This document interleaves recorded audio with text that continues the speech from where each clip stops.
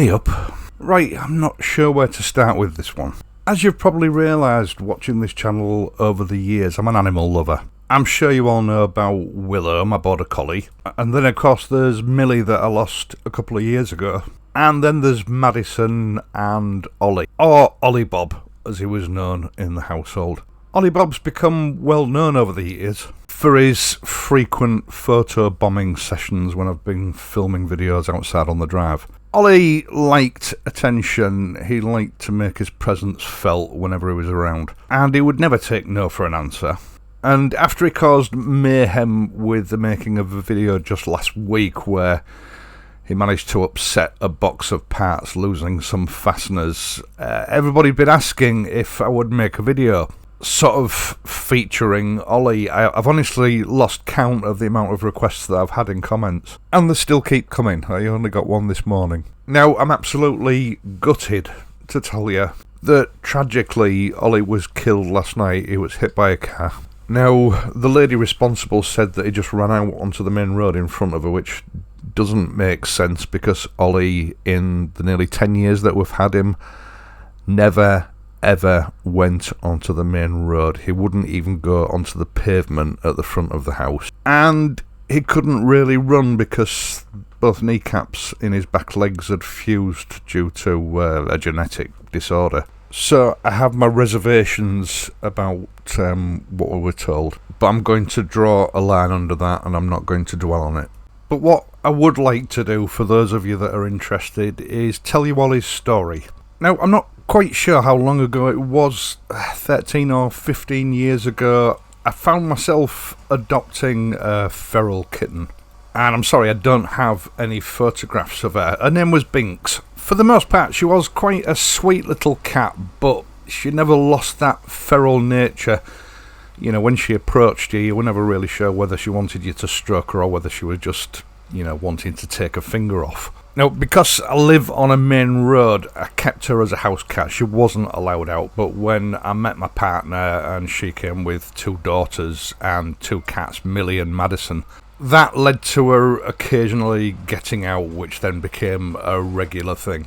But due to that feral nature, she would often disappear for weeks, sometimes even months. And then one day in early 2013, after sort of being missing for about 2 months, she appeared on the doorstep, came into the house, went straight upstairs, climbed into my partner's wardrobe, and gave birth to a litter of kittens. And among those kittens, there was this really odd little sort of smoky grey boy kitten with a white face and chest. I remember taking the litter of kittens to the vets for a checkup after about 3 or 4 weeks, and even the vet commented on what an odd little creature he was. He was a very greedy kitten, and before too long he was twice the size of his brothers and sisters. He was a bit of a gangster. He was so greedy that when he fed from his mum he actually made her bleed, and as a result of that, his entire sort of white beard and moustache became blood-stained, which certainly didn't improve his aesthetic appeal. We were adamant that we weren't keeping any of these kittens, and, when the time was right, we found homes, but no one would take Ollie, who at the time we called Fat Louie because, he was just pure gangster. One by one, his brothers and sisters were adopted, and I sort of started to feel a bit sorry for him. My partner didn't want to keep him, but I finally managed to talk her round. And then, literally, within a couple of weeks, his whole appearance changed from this ugly little bloodstained monster to this gorgeous little black and white kitten. It was a remarkable transformation, almost like he'd done it on purpose. Now, Binks was a good mum, but inevitably she went back to her old ways of disappearing. We managed to get a spade, and we lost her some years later. She's buried in the garden now. And Millie sort of took over as a surrogate mother. Now, Millie never strayed far from home. She never went near the road. She was a wise cat, and I think that rubbed off on Ollie. Ollie was a cocky little piece, always really full of himself, but she kept him in his place. And I do believe that a lot of her personality rubbed off on him. and Millie was a lovely cat. Ollie developed her sort of friendly, loving nature.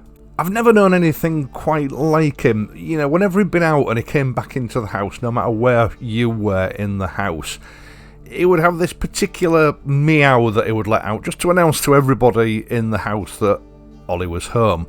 And he would keep meowing until you shouted to him to acknowledge that you knew he was home, and then he would come and find you, meow at you a few times more, and then he would go and find somewhere strange and unusual to go to sleep. More on that in a moment. But there was another side to his personality. Ollie was the coolest cat I've ever known. Now, I think part of it was down to the way that he walked because of that problem that he had with his knees on his back legs. He didn't really walk like a cat, he sort of sauntered like he owned the place. Laid back and cool, he was sort of the Arthur Fonzarelli of the cat world. Mischievous, but cool with it. This is him refusing to let Millie come in through the cat flap, holding the cat flap closed with his paw so she can't get in. He was a real character. If he decided it was breakfast time, even if it was 4 o'clock in the morning, he would wake me up by gently pressing his claws into my chin and drooling on my face. And every morning when I took Willow down for his medication, Ollie would wait 3/4 of the way down the stairs and bat him as he walked past before joining him for breakfast.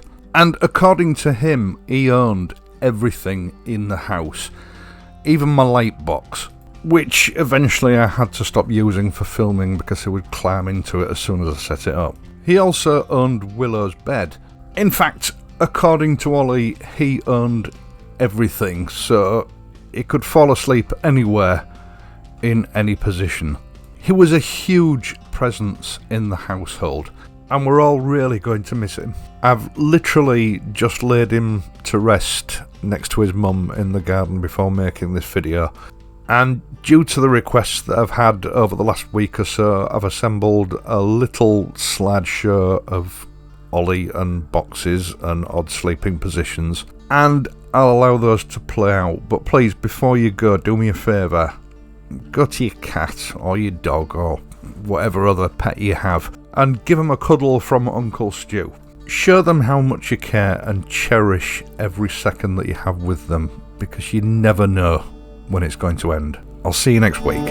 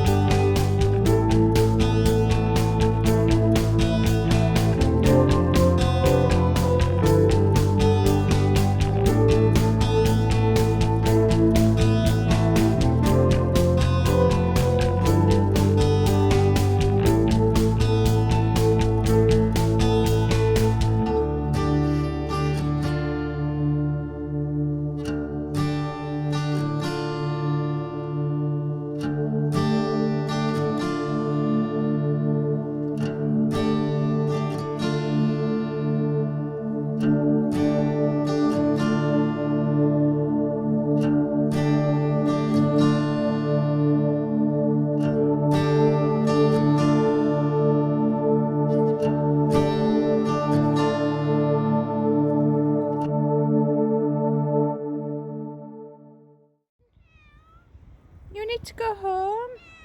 You do. Should we get Daddy to call you?